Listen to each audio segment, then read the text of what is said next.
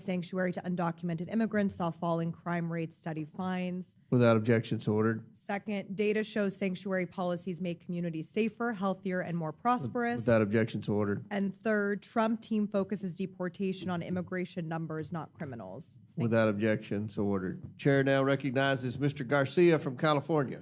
Thank you, Mr. Chairman. I want to thank our governors for being here as well. Thank you all for your service to your states and to our country.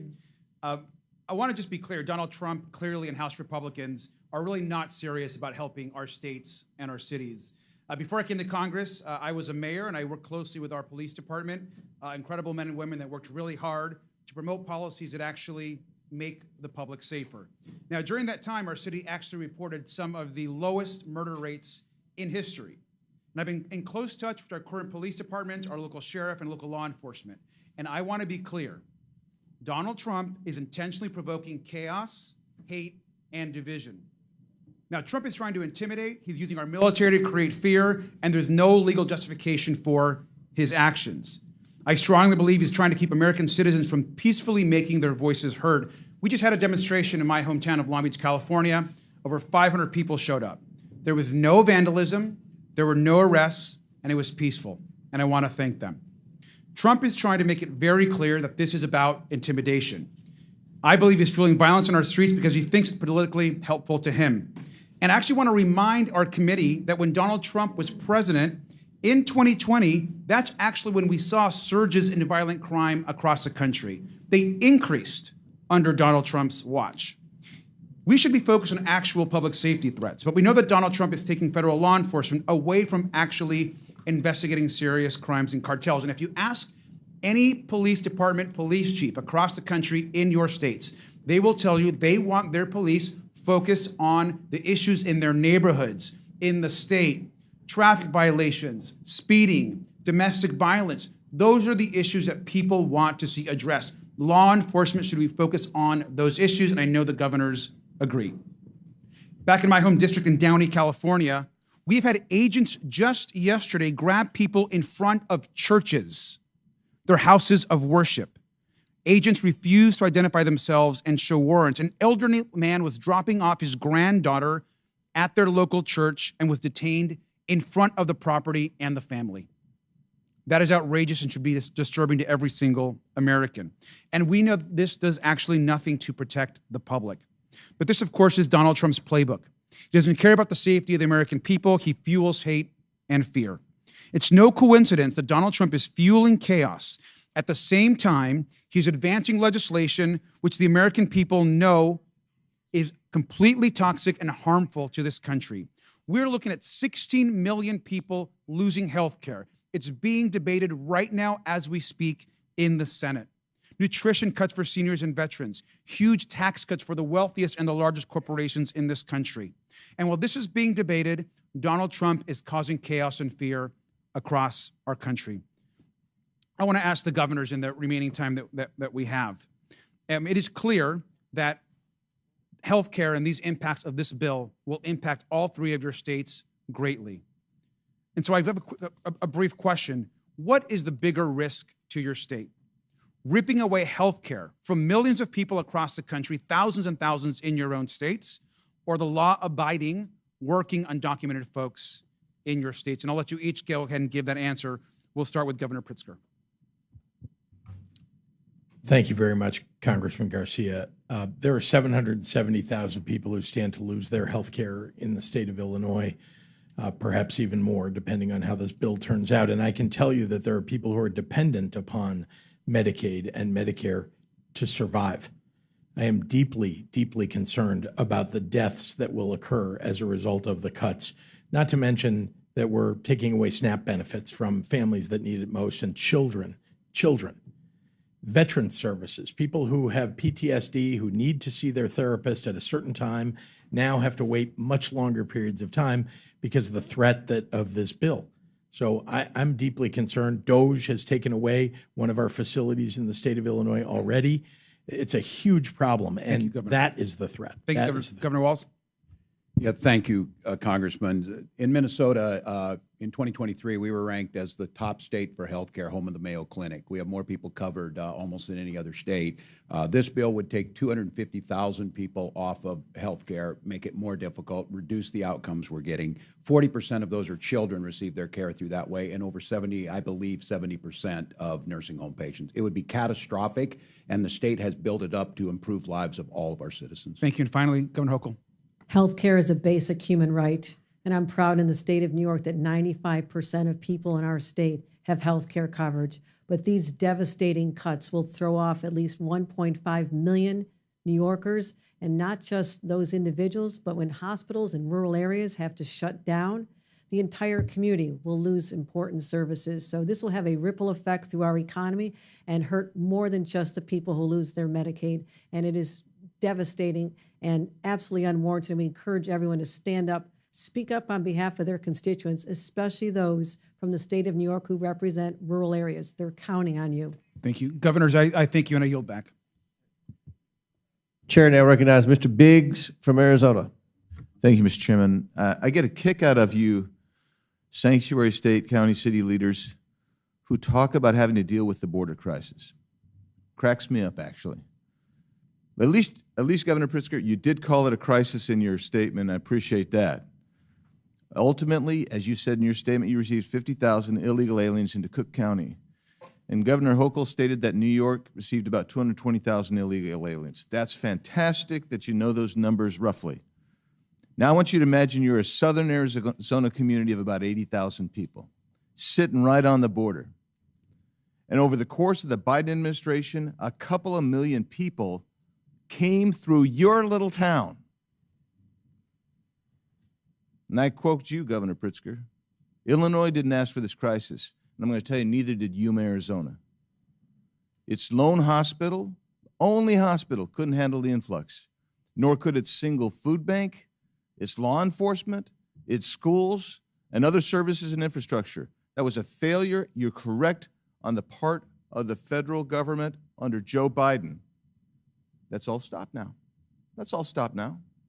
Because it didn't take a new law, it took enforcement of the current law. But you know what drew a lot of those people? Because you might have been down there once. I've been down there dozens of times. Taken more people from Congress down there than anybody else here. And you know what those people told me? They're coming here because they do. They wanted to get to places, and they would name Chicago, and they would name New York to me. And I'd say, why the heck are you crossing here and not crossing at Del Rio? Because you guys offered sanctuary policies. They believed that they would be protected in your jurisdictions. And now that these millions of illegal aliens are here, permitted to get here by the Democrats and the Biden administration, your jurisdictions actually hinder the enforcement of immigration laws because of the sanctuary policies you've adopted. And then you have the temerity to complain about the influx of illegal aliens that strain your social services. Well, you did that. That's not even an unintended consequence. That's what it is. So I'll ask you, Governor Walz, do you agree with Minnesota your Attorney General's opinion stating that it's not lawful for Minnesota counties to hold people for immigration authorities, even if there is an immigration warrant? Do you agree with his statement? That's his statement. It's not yours. I just want to know if you agree with him. Yeah. Well, I know you know this, Congressman, that all 87 Minnesota counties follow federal law. I don't know that. I just want to know. I don't know that. Why would I know that? I'm just going by your Attorney General. I haven't. He says not to do it. Do you agree with the Attorney General? That's all I'm asking. The Attorney General is elected independently in Minnesota. Nothing in his opinion allows it in Minnesota. So are you telling me you disagree with him? Could I have 20 seconds just to say? I just want you to answer the question. You're not answering the question. I served here, Congressman, and there's the respect to the witnesses to just be able to speak. Yeah, there is, and there should be respect, and that respect from the witness should be to answer the question. Our counties and jurisdictions can do whatever they deem necessary. They have to. Do you agree with your Attorney General?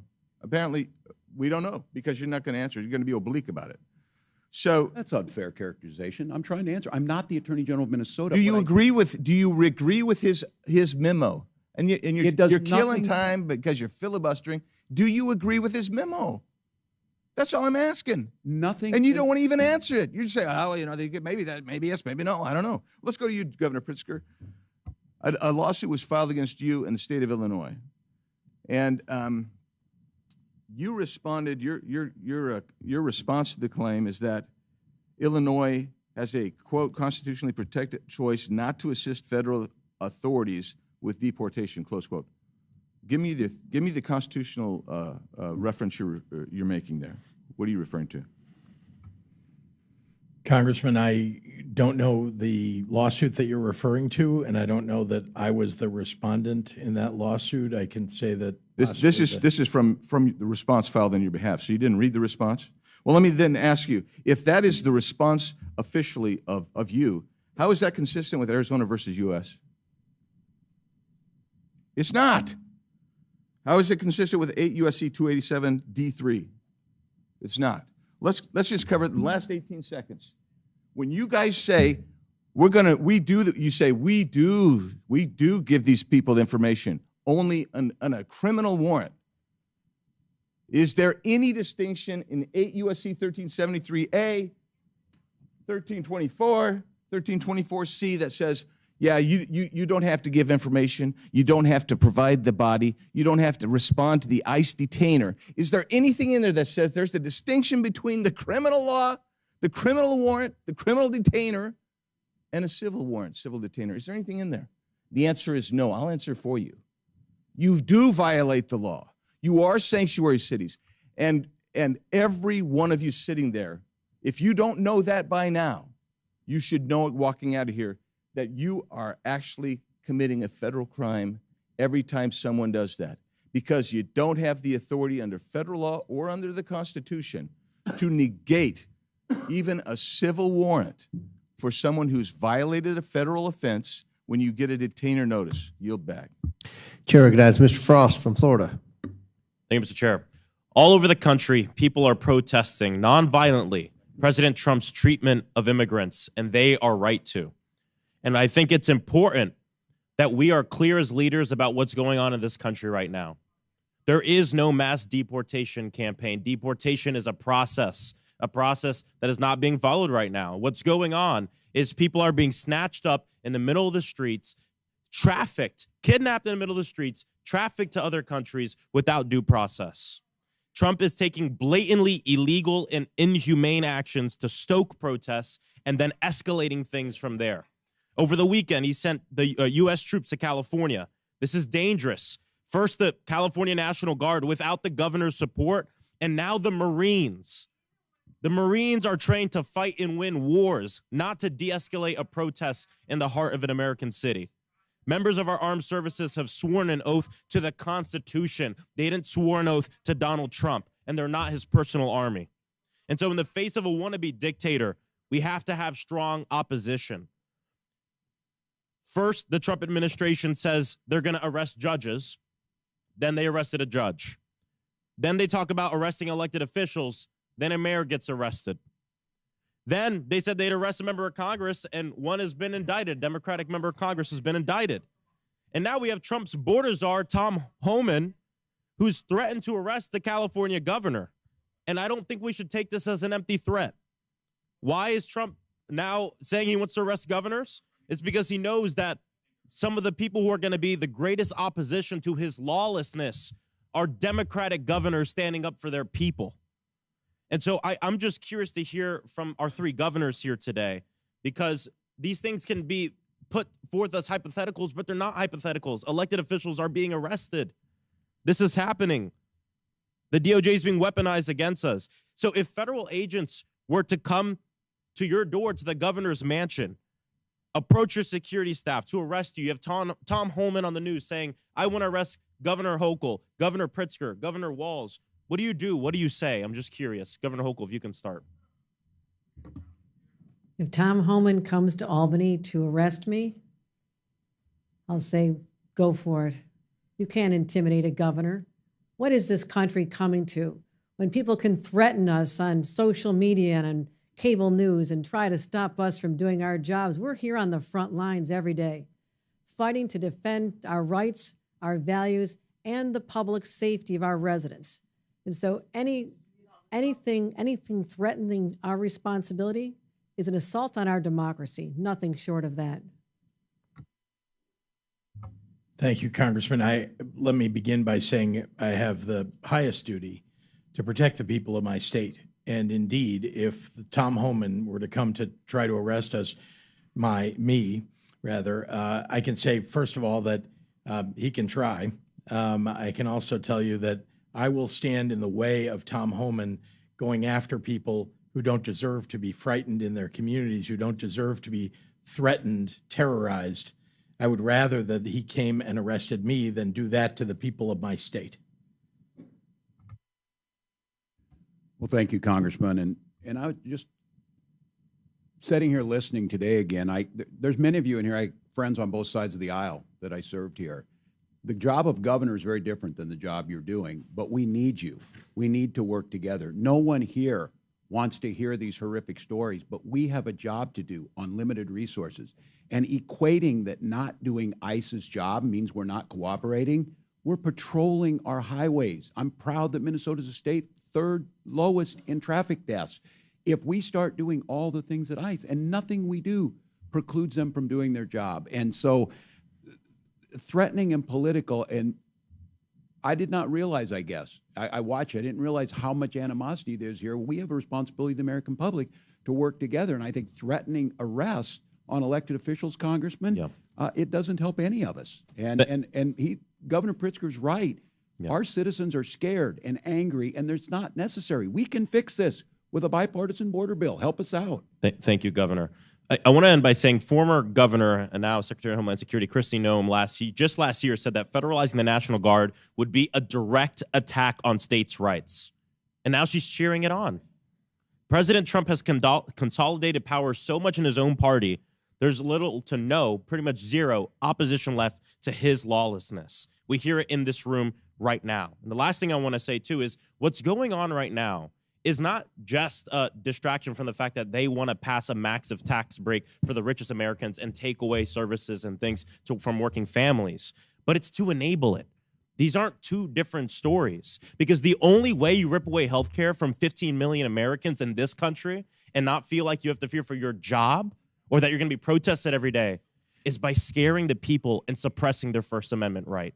What's going on in Los Angeles and what this Donald Trump wants to do around the nation is directly connected to the fact that he's going to take away health care from all of these people, 15 million Americans, to benefit people like him and his donors. And it's shameful. These aren't two different things. It's the same thing. I yield back. Chair recognizes Mr. Higgins from Louisiana.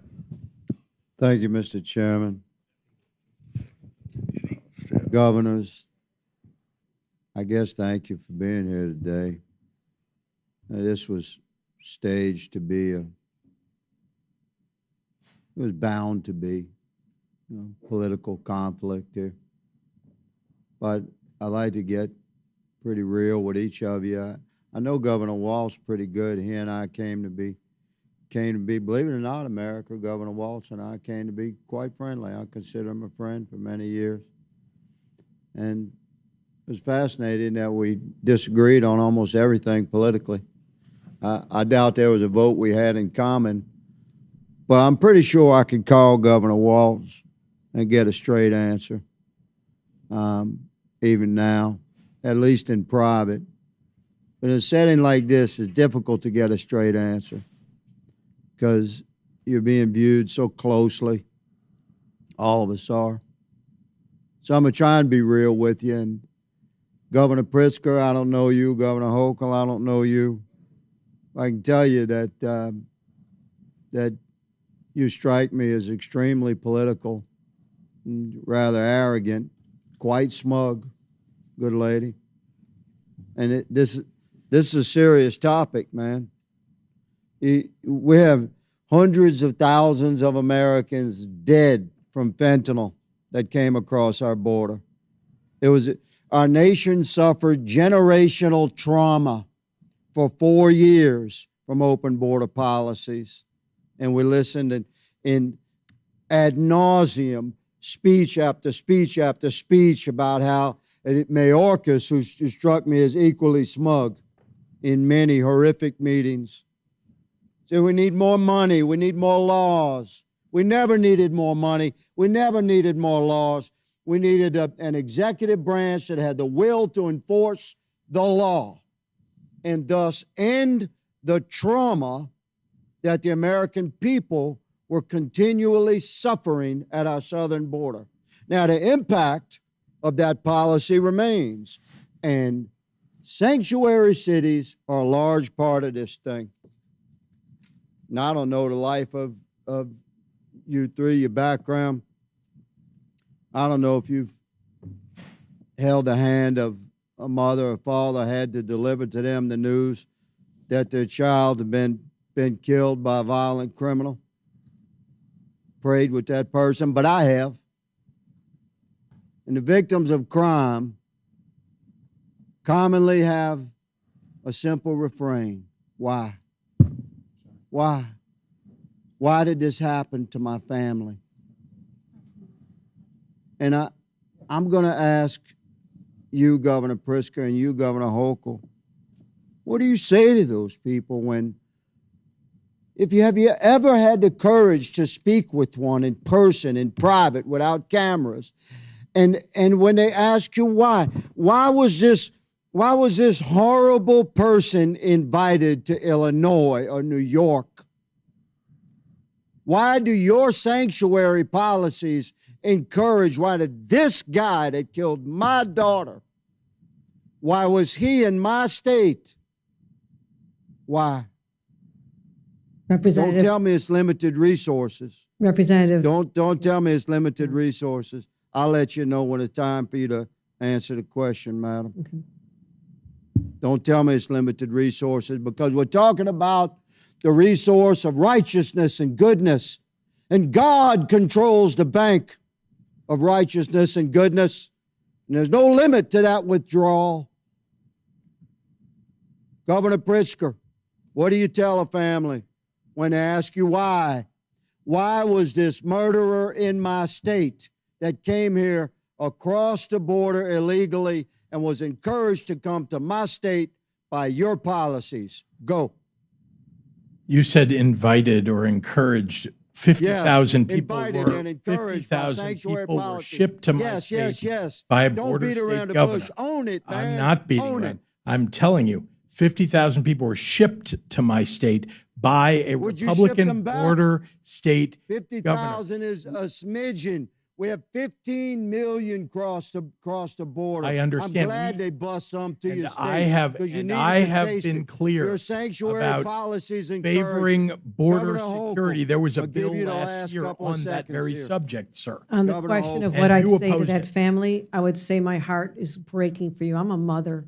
When you describe the pain of a family like that, I've been there. I have held victims' families in my That's a arms. good start. And I'll tell you Mr. this, Chairman, you appear my to be a time has religious expired. I person, yield. but we are called. Gentleman's time's expired. Chair recognizes Ms. Lee from Pennsylvania. Mr. Chairman. Well, I recognize the ranking member for unanimous consent. Okay, a couple of things. One, I want to raise a point of order. It is against the rules to attack or to breach the decorum with respect to our witnesses. You can't. Well, the ranking member You has look a different like this, definition or you of look attack like than I that. do. You That's look for like sure. this. You cannot criticize the countenance of a witness when they come before the committee. You can raise issues, no question, but you cannot personally attack a witness. That is not within the rules. That is not in accordance with decorum here. And I would raise that same concern if Did the ranking if one of member our not call members us is attacking Nazis? me. All right. Secondly, Proceed with secondly, unanimous consent. Secondly, unanimous consent. I have asking unanimous consent to submit a document entitled "Trump Wants to Cut Funding to Sanctuary Cities and Towns, but They Don't Actually Violate the Federal Law." Without objection to order, Chair now recognizes Ms. Lee from Pennsylvania. Yeah, thanks, Mr. Chair. It's always funny the lack of decorum that we get, and people we do drop the gentleman act here oftentimes when attacking women who aren't able to defend themselves with equal time. But that's kind of the theme here, right? Attacking Americans or people who are not able to defend themselves, or at least who Republicans hope can't defend themselves, and that's what we're seeing essentially in Los Angeles. So I would say that this hearing is quite timely. What's happening with ICE and the military in Los Angeles is terrifying, and is directly caused by Trump's policies and his cruelty. It was Trump's overzealous ICE agents who started this specific incident. And now they want us to get bogged down in arguing over the right types of protest or the right types of way or the right way to defend yourself, the mythical perfect type. so that we could ignore that Trump is the one who is escalating all of this. Trump is the one who ordered in thousands of National Guardsmen over the objection of Governor Newsom, something that hasn't been done since 1965. Trump is the one deploying Marines, not on an enemy abroad, but on the American people who are exercising their First Amendment right in this instance. The only opportunity that they have to defend themselves against lawless lawmakers who are imposing cruelty upon them. For a party of so-called law and order folks, they sure are stampeding over people's constitutional rights and intentionally inciting more chaos, more fear, more anxiety, and increasing the likelihood that people will get hurt. In the end, what's happening in Los Angeles is just one of many incidents where Trump and his administration have not given a single damn about people's safety. For one, the ICE and DHS agents that are arresting people and raiding places often don't even have any kind of uniform or identifying badge. They're masked and they're in unmarked cars. Ms. Perryman, just briefly, why is it so dangerous to have masked, plainclothes ICE agents arresting people? So I'll just thank you, Congresswoman, for your question. I'll go back to what I said before, that we know our Constitution recognizes and our country recognizes the importance of trust between local law enforcement, the federal government, and governors. And what we're seeing here is a breach of trust. It's an escalation, and it's dangerous for the American people. Trump said he was only going to go after undocumented criminals, but that's clearly not the case. Whether through incompetence or straight up racial profiling, ICE and DHS agents are wrongfully arresting U.S. citizens. We've talked about it today, and catching these mistakes often happens too late, after an American citizen has already been illegally thrown into another country, and Trump's administration is doing nothing to get them back. These agents are also going into previously protected spaces, as we've discussed, like churches and schools and hospitals. DHS agents tried to get into an elementary school by lying that they had the permission from the parents. That is a cartoonish level of evil. ICE also arrested a Massachusetts high school senior, Marcelo Gomez da Silva, on his way to volleyball practice. Governor Walz, you're a former teacher and coach. Do you think these kinds of actions create instability for students? And do you worry about increasing anxiety of kids coming to school? Well, thank you, Congressman. I certainly do. Creating that safe environment where our kids can come and the expectation is to learn, they certainly do. Once again, there's no reason to use these enforcement actions at those locations when there are other tools. And I think, again, this false equivalency that we do not want violent criminals to be arrested, detained, and go through due process. We do, but hugely detrimental to the educational system, hugely detrimental to a system that is dependent on trust and the goodwill of everyone in that school system. So yeah, it is detrimental. Thank you, Governor Walz. These same kids getting arrested are often being separated from their families. They are scared. They're alone. An attorney is one of the few resources they had access to that is now being taken away as well. The Trump administration has canceled contracts with legal groups that represent those undocumented children in immigration court. This is going to force thousands of kids as young as 2 years old to represent themselves very quickly as we're running out of time. Ms. Perryman, how's a 2-year-old supposed to represent themselves in court? A 2-year-old can't represent itself in court, him or herself in court. And I'll just say that we are in court every single day seeking to try to ensure that people have access to legal representation, which of course this administration is really seeking to curtail. They're seeking to ignore due process rights. I was going to say, would you say that it is due process if a 2-year-old is left to represent themselves? Absolutely. It's a flagrant violation of our Constitution. It's also something that shocks the conscience. We'll leave it there. Thank you. I yield back. The witnesses have requested a 15-minute bathroom break, but before we do that, I'm going to go to Dr. Fox for 5 minutes of questions. After Dr. Fox, we'll take a 15-minute break for the witnesses, and then we'll start back with Mr. Kassar. So Chair recognizes Dr. Fox from North Carolina for 5 minutes. Thank you very much, Mr. Chairman. Governor Walz, as you're aware, Minnesota saw the largest COVID-19 fraud scheme in the nation. The so-called nonprofit Feeding Our Future falsely claimed to have served 91 million meals to children, for which it received nearly $250 million in federal funds. According to the FBI, the $250 million in federal taxpayer money was, quote, funneled into luxury homes, cars, and lavish lifestyles while families struggled. In March, 2 individuals were convicted in connection with this case, and I understand related investigation continues. The FBI stated that, quote, the egregious fraud uncovered in the Feeding Our Future case represents the blatant betrayal of public trust. The FBI will not allow criminals to rob federal programs and walk away unscathed. We'll expose their schemes, dismantle their networks, and ensure they face the full weight of justice. Do you support the federal government's efforts to bring to justice those who stole federal taxpayer money at the expense of hungry children in your state? Thank you, Dr. Fox, wholeheartedly. And this is a great example. When the federal government works with the state, we reported it, they prosecuted them, they are in prison. So do you support federal efforts to bring to justice those who commit federal crimes in Minnesota? I most certainly do. Okay. Does Minnesota honor ICE detainer requests? Congresswoman, thank you for the question. I've been making sure I get my opportunity here. Minnesota follows all federal law. State law requires, and I would say the state law requires all state and county facilities to ask for immigration status when a convicted felon is committed and tells DHS if they're undocumented. All state facilities. DOC calls DHS before a convicted felon leaves prison. We have a controlled handover. ICE is how can we be sure that your state is serious about cooperating with the federal government to enforce our immigration laws? We do it on a daily basis, Congresswoman. And again, I say this is the floor. Counties can do more, but here's the confusion we have right now. Last week, a list of supposed sanctuary cities or counties were put out. Many of those were counties in Minnesota that had gone above and beyond. Their sheriffs said it put them at risk because they were doing that. They were sharing information and doing what they're supposed to do. It's a coordination issue. But you said in your answer, it's only if they've been convicted of crimes that or a judicial warrant. Or a judicial warrant. That's correct. After due process has been served. So that you don't cooperate if they're illegally here and the ICE comes to get them.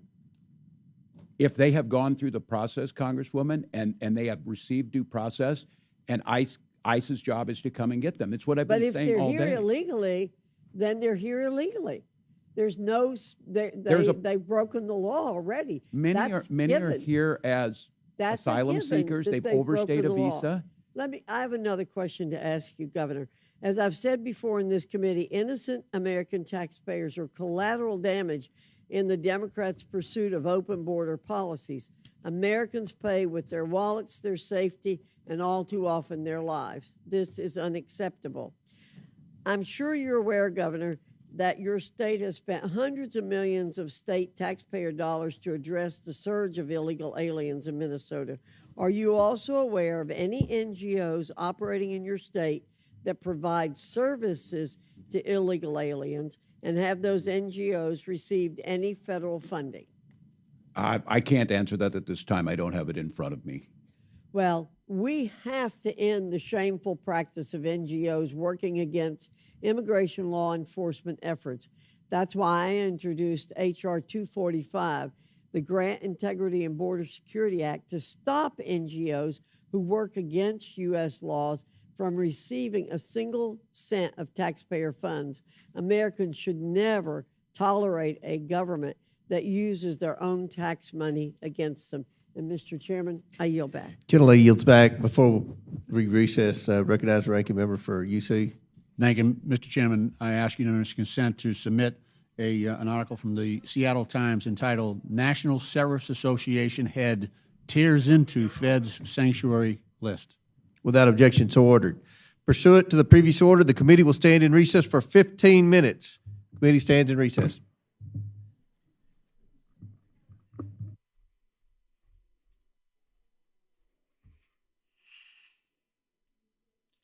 And what's going on, everybody? I didn't realize he was going to cut to recess that quick like that. I thought we were going to go to another question or two, possibly. But man, thank you so much for tuning in. Thank you so much for being here. These lying Democrats, dude. They go in there and say, we're peaceful. We're doing peaceful protesting. This is what we're all about. The very fact that these Democrats have to say that they're peaceful tells you that they're not peaceful.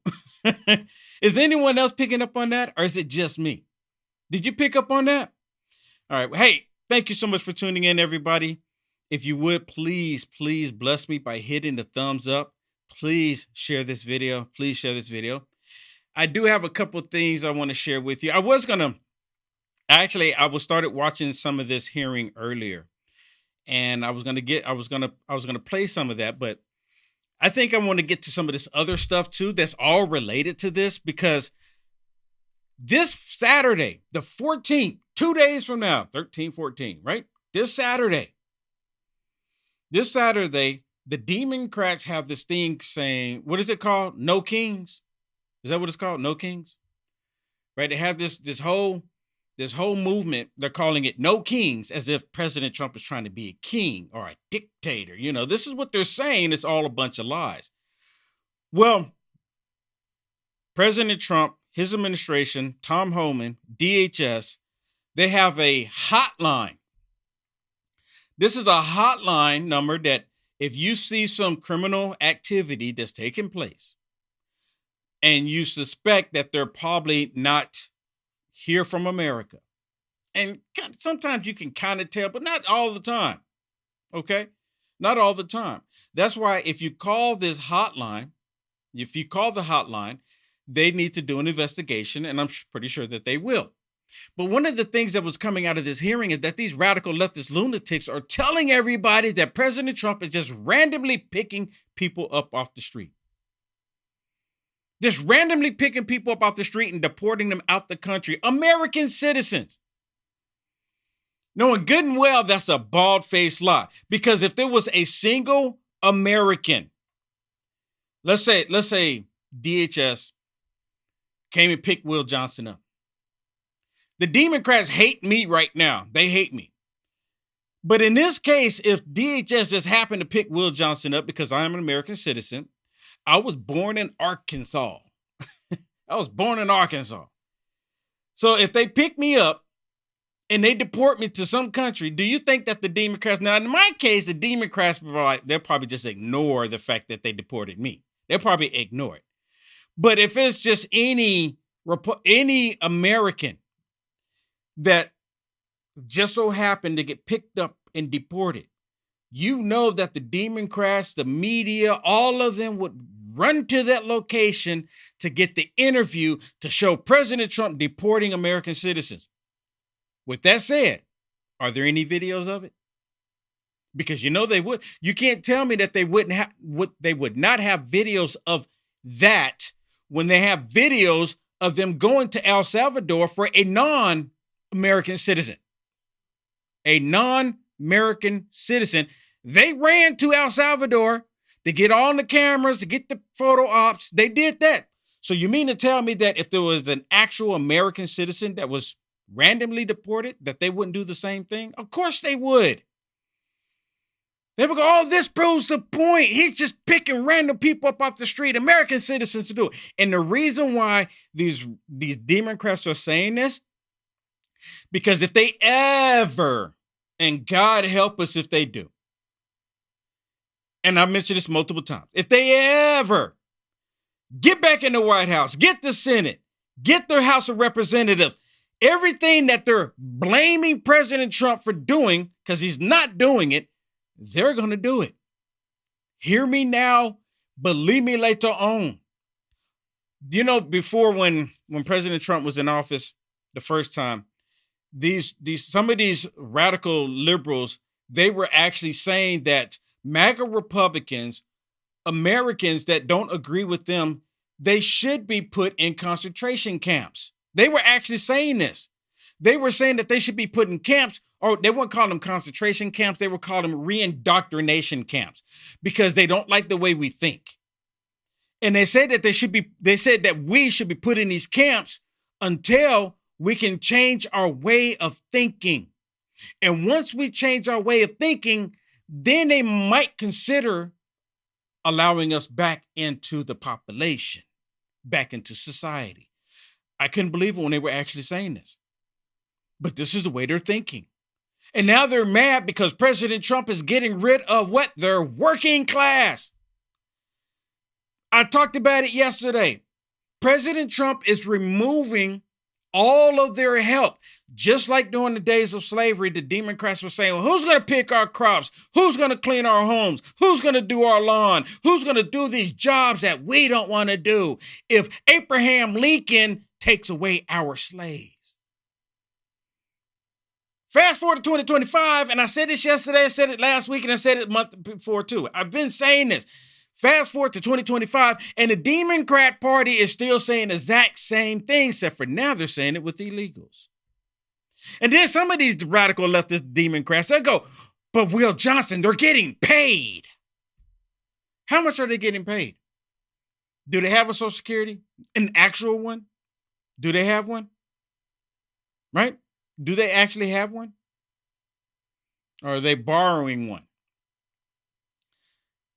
So, to get to the major point of all of this, there's been a hotline created. And of course, the radical leftist lunatics don't want people to know about it. And they see this as a problem. They see it as a problem because this is only going to make it to where you and I, and you know what? I saw this number maybe 2 weeks ago, and I think we mentioned it a little bit, right? And the only reason why I'm mentioning it now again is because they're mad about it. They're not happy about it. They're like, oh man, I can't believe that they're doing this. And let me remind you of something else too. So here we have a tip line to where if you see these criminals, right? They've done criminal activity and you see them, you call the DHS hotline for ICE. You call the hotline. They're all mad. They're all upset about it. But you know, they were not upset when Tim Walz had a hotline. Do you remember what Tim Walz hotline was for? And this wasn't for non-American citizens. The hotline that Tim Walz had, it was a hotline to come after all of us because we would not comply with their tyranny. And I'm not going to, everyone knows exactly what I'm talking about without me getting into details. They know exactly what I'm talking about. So Tim Walz had this hotline for people to call. And then guess what? The authority, the police department would show up. They would show up because, we got a tip that you were not putting a diaper on your face or XYZ. You were outside catching some rays. Beautiful day outside. Sun is shining. They called the hotline on you. What a bunch of hypocrites. So now they don't want a hotline. Now they don't want a hotline. Personally, we shouldn't have to have a hotline in the first place.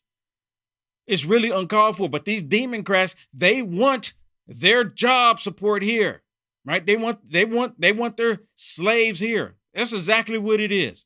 Listen to this on MSDNC talking about this. This is ridiculous. And it's only going to get worse. I have very mixed feelings about showing this to both of you. It is news, but it is news from the Trump administration. It's a post from the Department of Homeland Security that they put on X, advertising a tip line with a poster that reads, quote, help your country and yourself, report all foreign invaders. This is your taxpayer dollars, regardless of who you voted for. If you pay taxes, your taxes are paying for this ad being disseminated on Elon Musk's platform X. You hear this? Your tax dollars are paying for this. Your tax dollars are paying for this. You know, I could have made that. And according to her, it's an ad that they're running. I haven't seen it. I'm on X quite often. I'm on X probably more than a lot of other places because, free speech is still somewhat available on X. Not completely, because there's still some liberals working in the company that Elon Musk is not aware of. I'm telling you right now. From where I'm sitting, I see it big as day. But nonetheless, they're upset because saying this is your tax dollars. Well, this is tax dollars well spent.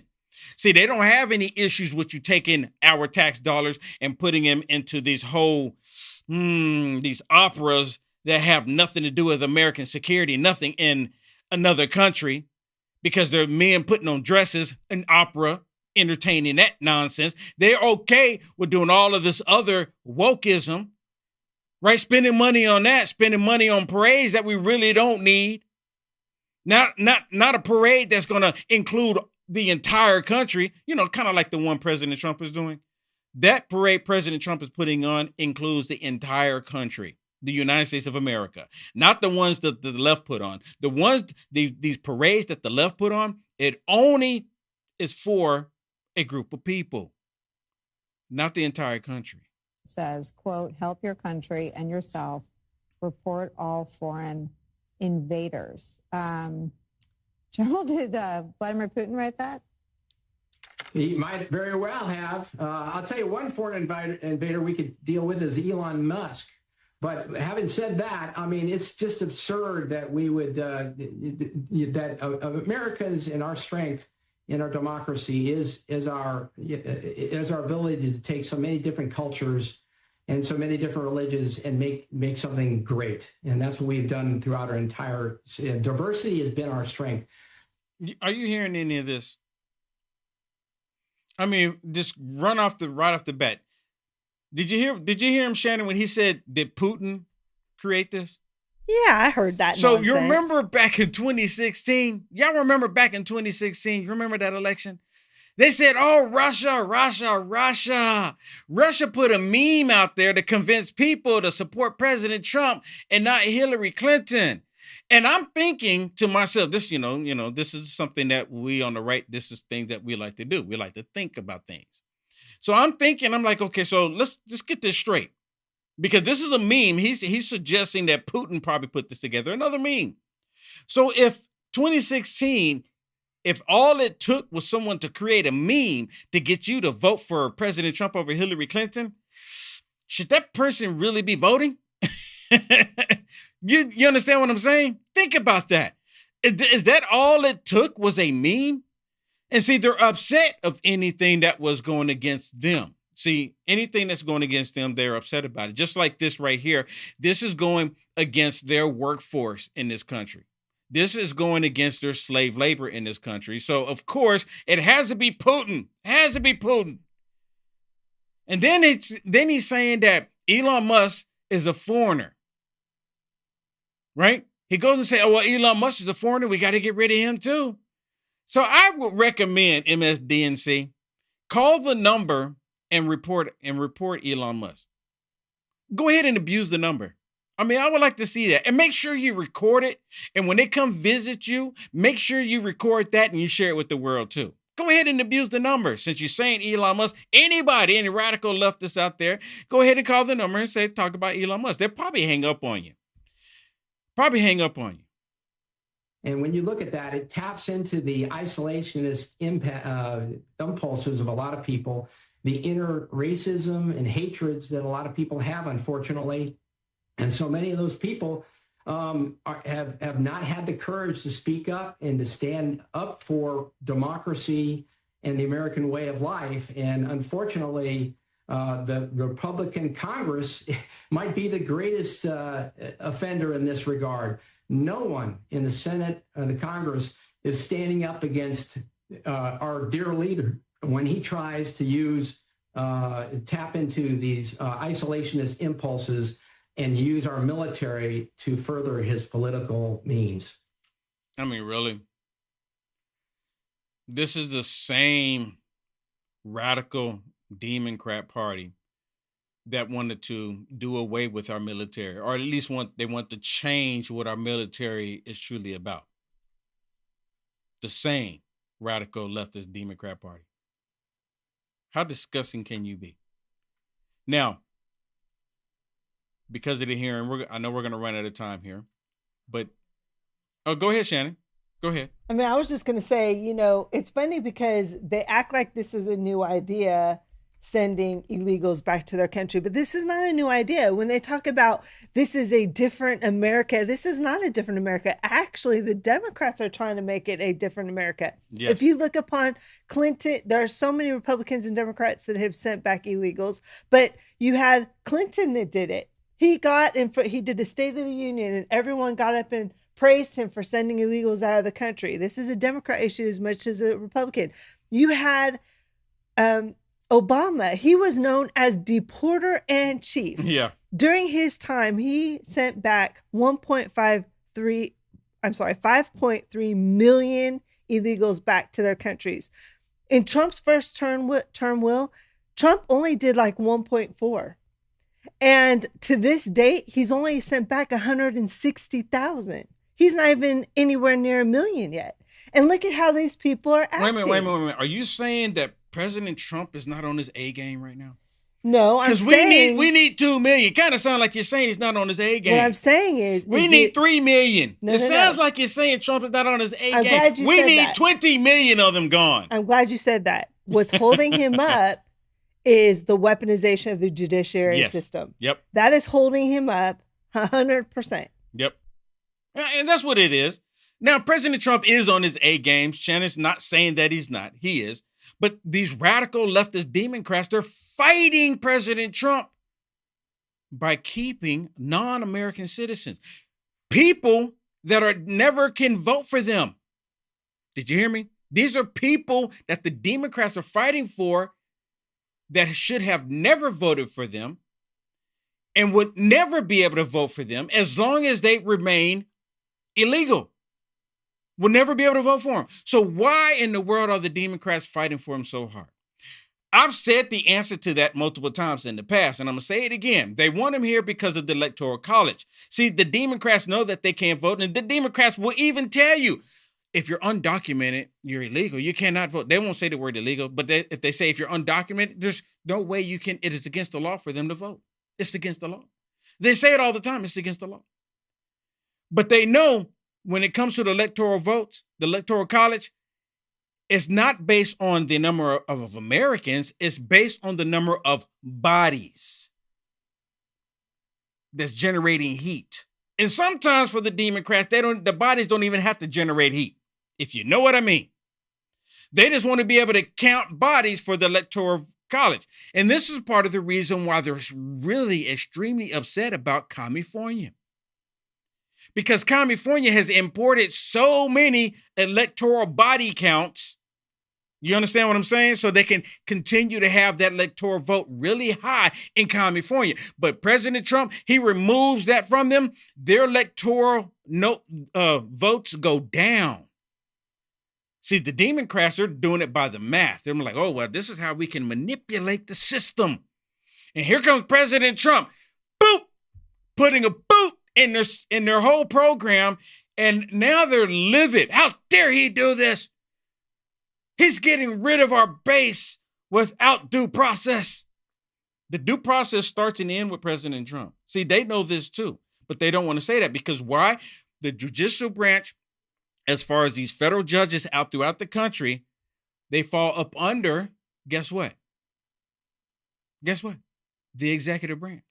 And see, I just learned this not too long ago because of all this is coming up. But of course, they're trying to, use the judicial system throughout the country, these federal judges, these corrupt judges, to try to stop President Trump as if they are over President Trump. And that's part of the reason why they're having these hearings, right? Because these sanctuary cities, they just basically undermine President Trump every step of the way that they can. Every step of the way. Every step of the way. Now, I know because of the hearing, I don't have enough time here. I don't have a lot of time. So I just want to say this because we have less than 5 minutes here. This weekend, I plan on going out and I plan on going live wherever I can. I plan on going live. I plan on going live, especially on YouTube and of course on Rumble. I plan on going live on YouTube and Rumble this weekend, but I believe that it's probably going to get extra hot. And I'm not talking about just the weather-wise. I think it's probably going to get extra hot this weekend because of what the left has been doing. Now, I hope I'm wrong. I want to be wrong. I pray that I'm wrong. But the left are constantly saying that they're peaceful when we know that they're not peaceful. And as I mentioned a second ago, the very fact that they're constantly repeating that. Oh, we're peaceful. We're peaceful. We're for free speech. We're for free speech, knowing good and well that they're not for free speech. If they were for free speech, they wouldn't have been trying to censor Will Johnson. They wouldn't have been trying to censor you on social media. The federal government under Joe Biden's administration, they went in to these tech companies to censor the American people. But now they say that they're for free speech. And for the Democrats, free speech means that you can go and you can throw rocks, you can be violent, you can even spit on police officers, especially if they're ICE agents. See, if they're ICE agents and you want to do all of this damage to them, dox them, threaten them, that's free speech according to the left. And President Trump is putting an end to it like, nope, that's not going to happen. On my watch, that's not going to happen. Here, the Democrats are saying, oh, President Trump is more concerned about ICE deporting people than he is free speech. They're actually saying this. They're saying President Trump is not for free speech. Are you kidding me? President Trump is the only president in history that these Democrats went to platforms and had him silenced. They did it on YouTube. They did it on Twitter. They did it on Facebook. Y'all remember? Do you remember? Do you not remember? I'm pretty sure they did it on Instagram too. Anywhere that they had control where President Trump was getting his message out, they removed President Trump. They suspended his account. He was still the active president. He was still the sitting president of the United States of America, and they did this to him. And these idiots have the nerve to say that President Trump is against free speech. And see, one thing, look, President Trump is just a man. I love the job that he's doing, but I'm like, I don't know what the deal is here. I want President Trump to these tech companies, because they're still doing it today. They're still doing it. They're still absolutely doing it. See, they're allowing conservatives to be on the platform just as like, well, we'll let them be on there. And they'll allow a few of them to go even get viral. They'll allow a few of them. So just for example, my YouTube channel, I got my YouTube channel back. When I got it back, it had 111,000 people on it. Now it has 110,000 people on it, and they won't let it grow.